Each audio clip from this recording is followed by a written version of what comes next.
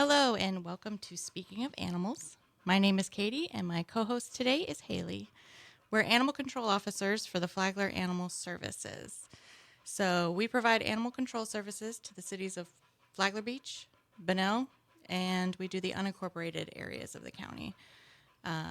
We also brought in a special guest with us today, Mr. Duster, also known as Dusty. So, Duster is a 5-year-old neutered male. He's a chow, probably golden retriever mix. We don't really know. He came to us as an owner surrender. His female owner passed away, and his male owner was unable to care for him after losing his wife. He just was devastated. So we have Duster, and he's up for adoption. So today, Haley and I wanted to speak about orphaned and injured wildlife, which is something that we do quite often. We did have a significant amount of wildlife brought into the shelter recently, and we've picked up a few as well. So, Haley, what are some of the types of wildlife that you've picked up lately? Most recently, it's been birds that I've had to transport to our rehab facility. But earlier this year, I picked up a sea turtle off of the beach. I was really jealous. Yeah, that was definitely a cool experience from start to finish. So, when you pick up the animals rather than them being brought in, what do you do with them? So, in the case of the turtle, we contacted Turtle Patrol, and they were able to come get the sea turtle from me and transport it to their rehab facility. But usually, we have a rehabber or a vet clinic in St. Augustine that we go to. And we are very fortunate that we have some great rehabbers. Unfortunately, we don't have any local in Flagler County. The one that we had for many, many years retired. So we had to go in search of rehabbers after that, and we were able to find some great ones in St. Augustine. We are also one of the few animal control or humane societies that pick up wildlife. A lot of them won't. We pick up anything, everything, injured, orphaned, wildlife, domestic, doesn't matter. We don't believe in letting any animal, domestic or wild, let it suffer if we can help it. So we'll go out and we'll catch it to the best of our ability. Yeah, sometimes that doesn't always go as planned. Never goes as planned. So, Haley, what does a member of the public do if they find injured wildlife? Well, if it's in our jurisdiction, they should call us and we'll come out as soon as we possibly can to come get it. If you're not within our jurisdiction, you're able to bring it and are able to bring it to the shelter. We can transport it from there.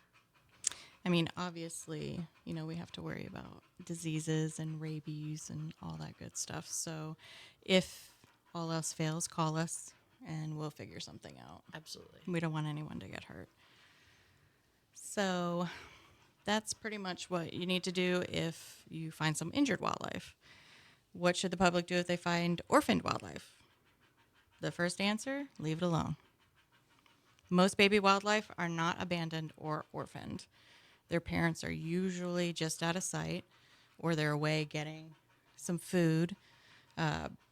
Eventually, they do return back to the nest. They don't usually stay in it, but they do return frequently. So we do encourage people to wait 24 hours to see if the parents will return. Sometimes this can't be done if the babies are in, a place where they're going to get harmed or, backyards with baby bunnies and the dogs are let in the backyard.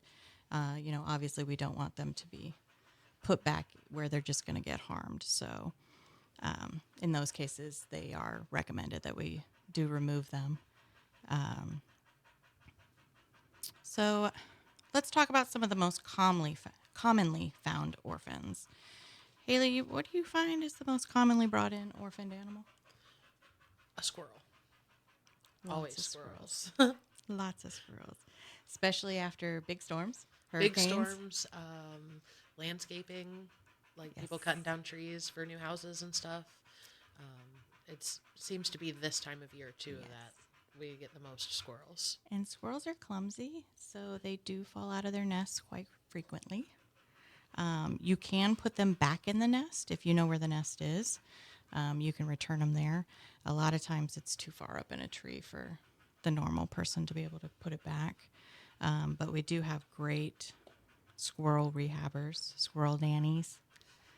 We have one that works at the shelter. She'll take all the squirrels if she could. So we find that they're being brought in a lot and not returned to the nest. So we are having to have a big foster base for squirrels. Absolutely. So besides squirrels, what else do we got? Birds. Birds on birds on birds. Lots So and many lots of them. birds. So we get a lot of baby birds. Yes. And unfortunately, baby birds fall out of their nests as well, a lot.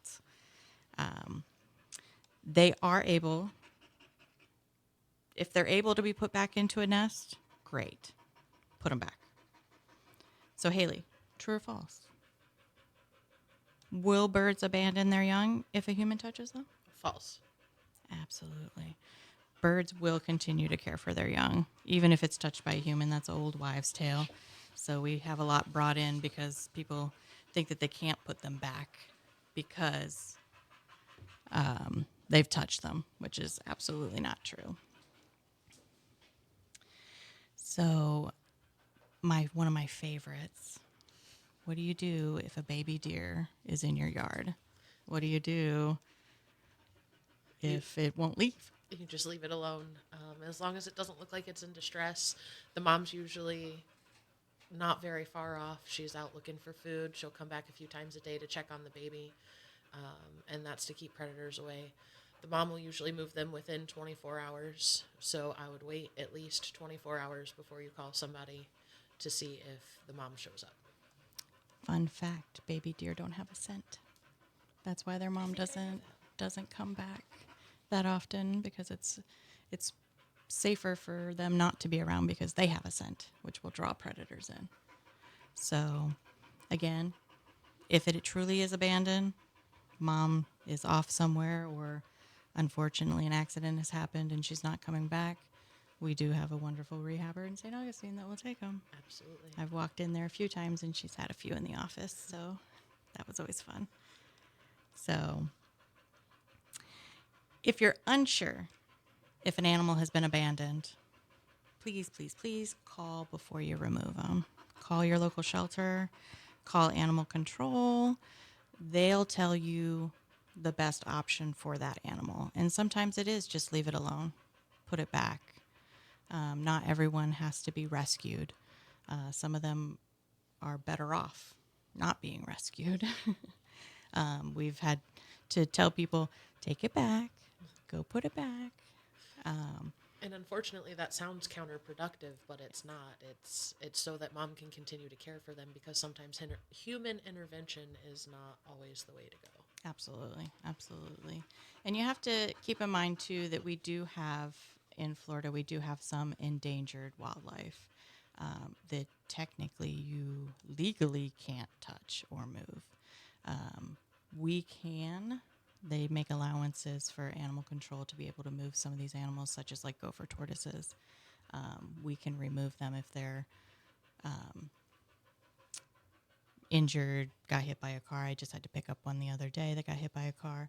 So make sure you know what you're dealing with. Call if you don't know, because we don't want to get anybody in trouble. So we're going to go take a break. And when we come back, we're going to talk about our special guest, Duster. Okay. Welcome back to Speaking of Animals. My name is Katie, and my co-host today is Haley. So our special guest today is Duster. He's a resident at the Flagler Humane Society, and he is currently available for adoption. So I call him Dusty, so if I revert to Dusty, we're still talking about the same guy. So he's looking for an understanding home with a family that's willing to go super, super slow with him. Allow him the time to adjust, allow him time to get some trust going, and just to get comfortable. So we are asking anybody who's interested in this beautiful, beautiful dog to come visit him, maybe multiple trips to visit him, but I promise it will be well worth it in the end. He's one of my pet projects right now. For some reason, he loves me a lot. Unfortunately, I can't adopt him, but I'm willing to, talk extensively with anybody who is interested. So, a little backstory on Duster. He came from a home with some elderly owners. Unfortunately, he was not socialized properly, so he's slow to really trust people. But once he trusts you, you can do whatever you want to him. I stick my hand in his mouth, which you're not supposed to do. I stick my fingers in his ears just to test him, and he lets me do whatever I want. I call him my little kitty because he acts like a cat. When I go into his kennel and I sit down, he rubs all over me like he's marking me like a cat would. So I'm like, Dusty, you're a little bit big to be my kitty cat. But he loves it. He loves belly rubs. He loves treats. If I'm not paying attention to him, he puts his paw right on my face to get me to look at him. Knocks my glasses off. So anything he can do once he trusts you and loves you, I think he would probably be like a Velcro dog. I'm saying, what do you think, Haley? Oh yeah, absolutely. Once he trusts you, he's definitely going to be a Velcro I think dog. he's going to be a Velcro dog. He is extremely, extremely housebroken. So if you're looking for one you don't really have to train, Duster is it. Loves his treats. What else is he? He loves walks. He does really love walks. Like the moment you're outside, he's like, okay, let's go. Yeah, he loves, and he's so obedient. You call him, his recall is awesome. He'll come right back. But he, like I said, he's my special project. So, and he particularly likes salami. Like as far as treats go, salami's where it's at. I mean, human food, really, but yeah, yeah, absolutely. So occasionally, over at the Humane Society, we do have animals that come in that need that little extra time and effort. Some animals come in, they may have some food aggression, super fearful, need a helping hand to get them to be a little bit more adoptable. We're fortunate we have a wonderful staff, volunteers. We have very dedicated volunteers that love to take that time to have that extra moments with these ones that need the extra TLC. So besides our staff and our volunteers, we also utilize other animals in the shelter. Sometimes we have like dogs that like to train other dogs. We have one right now. So Haley, what's the name of our new trainer dog? Luna. So she's currently our helper dog. Right now we have an almost feral puppy in our office. And when Luna came to us, she was feral herself. Couldn't get a leash on her, couldn't do anything. And now she's opened up and she has become the helper for all of our dogs that need just a little extra socialization, a little extra time to open up. And Luna's currently teaching our feral puppy, Tough, that not every human is bad. We're making progress, and Luna's definitely been a big help. She has been caught laying on top of his crate while he's in it. She just jumps up there and is like, hey, this is my dog. It's okay. She's one of our, we really don't want to let her go, but we know eventually she'll have to find a home. But like I said, she is that great dog that, sometimes we utilize other dogs that are very social, so that dog that isn't that social will see that, oh, that dog trusts that person, so maybe I can trust that person. And we just kind of wait them out sometimes. We just hang out and pay attention to the other dog because dogs hate to be ignored. Hate it. Oh, absolutely. And the moment you start paying attention to Luna, Yes. Tough's like, hey, I might could have a little bit of some pets, maybe. He'll sneak a kiss on your hand. Yep. But then you go to try to pet him. He's like, nah, not today. Not today. We're not there yet. So we're hoping that, Tough will get with the program and He's still a baby, too. He's only about 5 months old. But sometimes we do get these animals in that just are not socialized and just, we have to put in that little extra effort to get them where they need to be to get loving homes. So we're going to take a break. And when we come back, we're going to talk about animal control and when a person should call them. Welcome back to Speaking of Animals. My name is Katie, and my co-host today is Haley. So, we work for Flagler Animal Services. Our office is located in the Flagler Humane Society, which is nice. We enjoy that. Absolutely. So, again, we service all of Flagler County except for the city of Palm Coast. They have their own animal control division as of a few years ago. I've done this about 20 years, and in the beginning we did do the city of Palm Coast, but they kind of broke off and have their own division now. So a little bit about what we do. We respond to all calls relating to animals. Doesn't matter if it's a domestic, wildlife, we pick up pretty much anything and everything. We prefer not to do venomous reptiles. Definitely prefer not to do venomous reptiles. We don't do wild boars. They tear up our traps too much. And we don't do nuisance wildlife. So we do refer out to different places to do those. They have a lot more experience in those than we do, so we let them handle those. So, Haley, when should somebody call us? People should call us when they have any animal issue. That includes stray animals, animals running loose, nuisance owned animals, animal bites, cats that need TNR, or injured animals. Should they post about it on social media?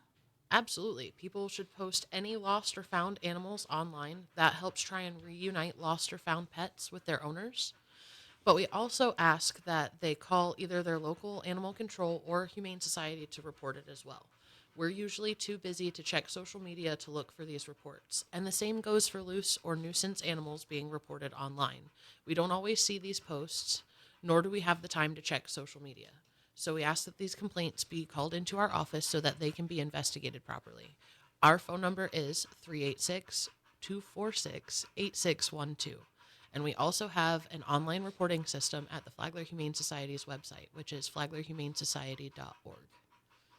So we've heard that our number is not on Google when you Google it, so we wanted to make sure we got that out there. We changed our number a few years ago when we changed phone systems, and unfortunately it doesn't update on the internet like we thought it might. So all else fails, you can always call the non-emergency number for the sheriff's department as well. But I know during my day I'm pretty busy, so I don't have a lot of time to hop on Facebook or Instagram and see what's going on. Usually that's in my downtime at home, and I'll see, oh, I just was down that road and now there's a dog out. And I do look through a lot of the posts to see if maybe, there's anything that I can assist with. We try to do the lighter side of animal control and offer a little bit more assistance rather than enforcement. A little bit of education goes a long way. So we try to go that route rather than, try to citate everybody's dog that runs loose. We try to help them to keep them contained. So Yeah, figure out where they're escaping yes, instead of, yes. hey, your dog was out. Yes. So that's all I've got for today. So thank you for listening to Speaking of Animals, and we hope we provided you with some good information. We also wanted to remind you that the Flagler Humane Society is hosting their annual Children's Summer Camp, and you can register your child at their website.